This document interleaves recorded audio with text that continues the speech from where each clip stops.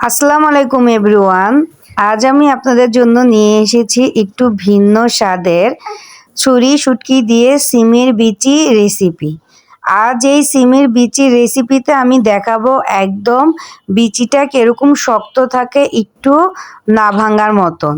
তো প্রথমে নিয়ে নিলাম সিমের বিচি আর এখানে দুটা ছুরি শুটকি, আর লাগছে ধনেপাতা, পেঁয়াজ, কাঁচামরিচ, টমেটো ও রসুনটা একটু থিতলো করে নিয়েছি। আপনারা যদি চান বাটা রসুনটা এখানে ইউজ করতে পারেন, আমি একটু থেতলিয়ে নিয়েছি।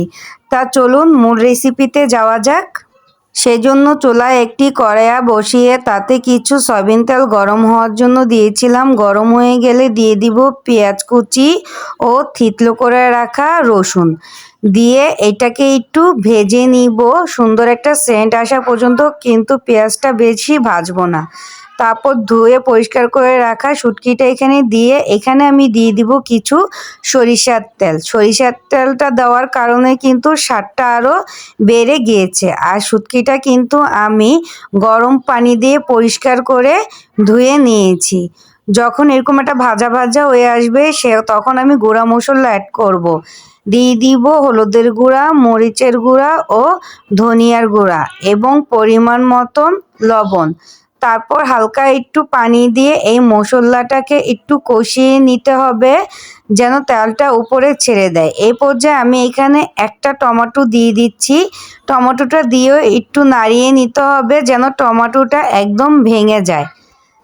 তারপর যখন এইভাবে একটু তেল ছেড়ে দিবে তখনই আমি এখানে অ্যাড করব সিমের বিচি। আসলে সিমের বিচিগুলো আমি সকালে পরিষ্কার করে রেখেছিলাম, তাই এরকম একটু দাগ পড়ে গিয়েছে, আপনারা আবার অন্য কিছু মনে করিয়েন না। তারপর সিমের বিচিটা দিয়ে এই মশলার সাথে ভালো করে সিমের বিচিটা নাড়িয়ে তারপর আমি ঢেকে দিব 2 থেকে 3 মিনিটের জন্য। 2-3 মিনিট পর আমি এখানে পরিমাণ মতন পানি দিয়ে দিব। প্রথমে ভেজে নিয়েছি, তারপর পানি দিয়ে দিব। তারপর এখানে আরও কিছু টমেটো কেটে রেখেছিলাম, সেটা দিয়ে ঢেকে দিব ফুটে ওঠা পর্যন্ত। একদম সিমের বিচিটা পারফেক্টলি হয়ে গিয়েছে। এখন আমি এখানে দিয়ে দিব কিছু ধনেপাতা। দেখতেই পাচ্ছেন সিমের বিচিগুলো একদম সুন্দর আছে, ভাঙেনি একটাও। আর ছুরি শুটকির সাথে মিলে একদম গ্রাম বাংলার ঘ্রাণ বের হয়েছে। যাই হোক, এ পর্যায়ে আমি এটা ঢেকে দিব। চুলাটা অফ করে অফ চুলায় পানিটা টেনে যাবে।